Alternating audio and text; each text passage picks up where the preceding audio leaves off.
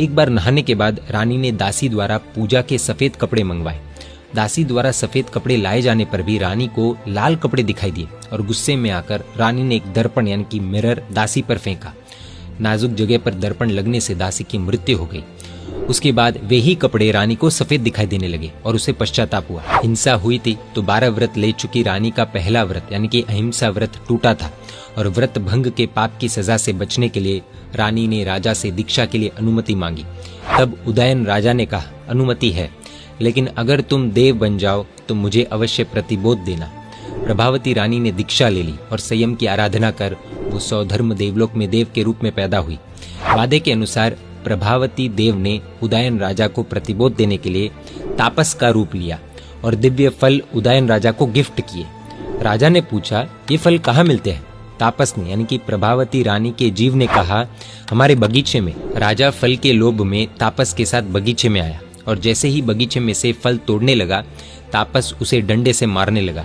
उदयन राजा वहां से भागा और बीच मार्ग में उसे जैन साधु दिखाई दिए। राजा ने जैन साधु की शरण स्वीकार की और वो जैन साधु और जैन धर्म के प्रति श्रद्धालु बना। इधर गांधार नामक एक श्रावक ने शाश्वत यानी कि इमॉर्टल चैत्यों की आराधना के लिए शासन देवी की आराधना की और देवी ने उसे 108 गुटिकाएं दी, यानी कि एक ऐसी गोली जिससे मन में इच्छित कार्य पूरे होते हैं। तो ऐसी गुटिकाएं प्रदान की। उस श्रावक ने एक गुटिका अपने मुंह में डालकर वीतभयपट्टन जाने की इच्छा बताई और गुटिका के प्रभाव से वो उसी क्षण वीतभयपट्टन आ गया। उसने वहां कुमार नंदी देव द्वारा बनाई गई श्री महावीर प्रभु की प्रतिमा के दर्शन किए। फिर अपने अल्प आयुष्य को जानकर गांधार श्रावक ने वे सब गुटिकाएं जीवित स्वामी की पूजा करने वाली देवदत्ता नाम की दासी को दे दी। देवदत्ता ने एक गुटिका अपने मुंह में डाली तो वो अत्यंत रूपवती हो गई। उसने दूसरी गुटिका मुंह में डालकर चंड प्रद्योत नामक राजा को अपना पति बनाने की इच्छा बताई।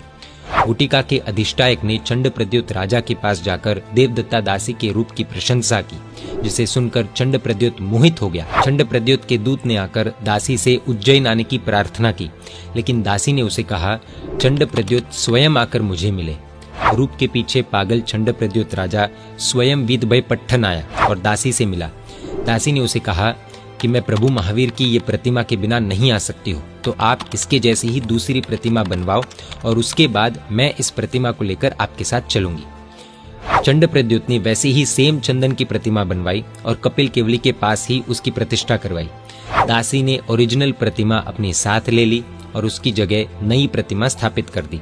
वो दासी मूर्ति लेकर चंड प्रद्योत राजा के साथ उज्जैन आ गई। इधर वीतभयपट्टन में अगले दिन उदयन राजा प्रभु महावीर की पूजा के लिए गया, लेकिन वहां पर प्रभु के गले में रही माला को मुरझाई हुई देखकर राजा को डाउट हुआ। उदयन राजा ने तलाश करवाई और उसे पता चला कि कोई व्यक्ति गंधहस्ती के साथ यहाँ पर आया है। उदयन राजा ने सोचा, जरूर उज्जैन का राजा चंड प्रद्योत ही देवदत्ता दासी और प्रभु की मूर्ति को ले गया है। उदयन राजा ने क्रोधित होकर अन्य 10 राजाओं के साथ उज्जैन पर आक्रमण किया और चंड प्रद्योत राजा को हराकर उसके मस्तक पर मम दासीपति यानी कि मैं दासीपति ऐसा लिखाकर जेल में डाल दिया। उज्जैन पर जीत हासिल करने के बाद वो प्रभु महावीर की ओरिजिनल प्रतिमा को उठाने लगा, लेकिन प्रतिमा नहीं उठी। उस समय देववाणी हुई, तुम्हारा नगर वीतभयपट्टन धूल से दब जाएगा, इसलिए प्रभु की प्रतिमा वहां पर नहीं जाएगी। ये सुनकर उदयन राजा थोड़ा निराश हुआ, लेकिन रियलिटी को एक्सेप्ट करके वो चंड प्रद्योत को साथ में लेकर अपने नगर जाने लगा। जाते समय बीच में चातुर्मास शुरू हो जाने से और चातुर्मास के समय में कहीं पर भी ट्रैवलिंग नहीं करनी चाहिए, इसीलिए राजा पड़ाव डालकर जंगल में एक नगर बसाकर बाहर रहने लगा। थोड़े दिनों के बाद पर्युषण महापर्व आए। संवत्सरी के दिन उदयन राजा ने उपवास और पौषध किया। चंड प्रद्योत ने भी संवत्सरी महापर्व का उपवास किया। उदयन राजा को जब ये बात पता चली तब उसने सोचा, संवत्सरी का उपवास करने से चंड प्रद्योत मेरे लिए साधर्मिक है, उसे कैद में रखकर मेरी संवत्सरी की आराधना कैसे सफल होगी। उदयन ने चंड प्रद्योत को कैद से मुक्त किया और उससे क्षमा याचना कर उसे उज्जैन का राज्य वापस दे दिया। चातुर्मास पूर्ण होने के बाद उदयन राजा अपने नगर में आ गया। एक बार पौषध में रहे उदयन राजा को दीक्षा की भावना हुई और वे सोचने लगे, यदि प्रभु महावीर यहाँ पर पधारे तो मैं उनके पास दीक्षा ले लूं। प्रभु कभी भी अपने भक्तों की इच्छा को इग्नोर नहीं करते हैं। उदयन राजा की ये भावना जानकर प्रभु महावीर स्वयं वीतभयपट्टन पधारे।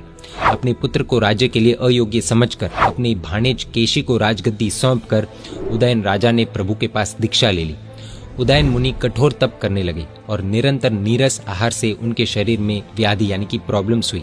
किसी वैद्य ने उन्हें रोग से मुक्ति पाने के लिए दही वापरने का सुझाव दिया। उदयन मुनि पशुपालकों के घर से निर्दोष दही बहोरने लगे।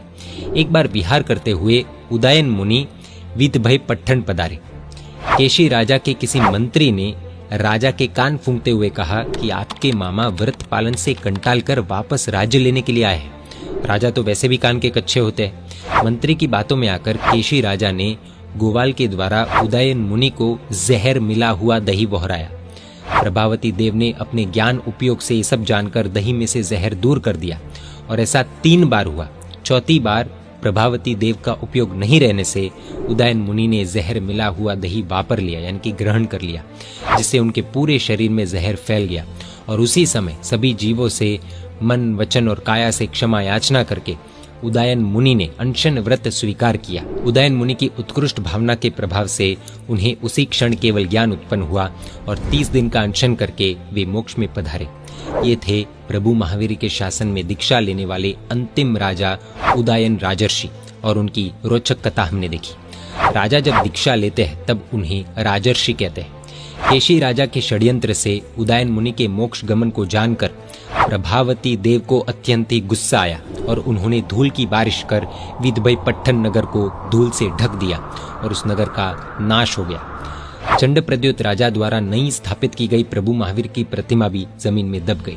बाद में वो प्रतिमा प्रभु वीर के निर्वाण के 1669 वर्ष के बाद कुमारपाल महाराजा को मिली, जो आज पाटन के ढंडेरवाड़ा के मंदिर में विद्यमान है। उदयन राजा की दीक्षा के बाद राज्य प्राप्ति नहीं होने से अभिची को पिता के प्रति द्वेष भाव पैदा हुआ और वो केशी राजा की सेवा में न रहकर कोणिक की सेवा में चला गया था।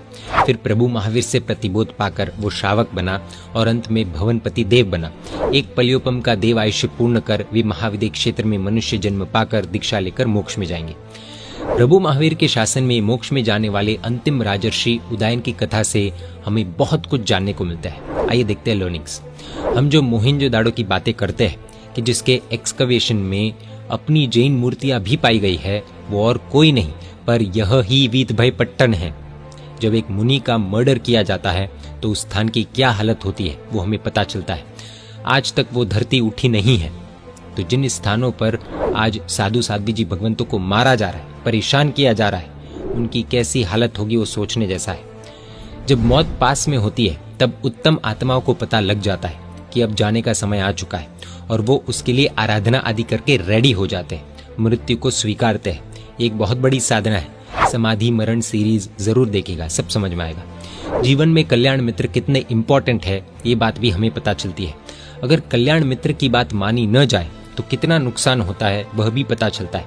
इसलिए कल्याण मित्र होना भी जरूरी है और उसकी बात माननी भी जरूरी है, वरना नुकसान ही नुकसान होते हैं। सच्ची धर्म पत्नी कौन, इसका बहुत अच्छा उत्तर यहाँ पर मिलता है। प्रभावती ने उदयन राजा को आपत्ति में डालकर भी धर्म में जोड़ा, क्योंकि उसे पता था कि व्यक्ति को अगर सच्चा सुखी करना हो तो कंपलसरी धर्म के पाथ पर लाना ही होगा और धर्म को हाथ में पकड़ाना ही होगा। आज के काल में अपने माता पिता आदि को मारने की हम जब घटनाएं सुनते हैं तब हमें आश्चर्य होता है, पर यह परंपरा आज की नहीं, प्रभु महावीर के काल से चली आ रही है। पर तब कम होता था और आज बहुत ही ज्यादा बढ़ चुका है। आज भाई, पिता, माता, बहन, पुत्र, पुत्री कोई किसी का नहीं रहा। पैसों के लिए, खुद के विषयों की भूख को तृप्त करने के लिए कोई भी किसी को भी बेच मार सकता है। इसलिए गुरु भगवंत कहते हैं संसार बड़ा ही विचित्र है। जय जिन शासन, जय महावीर।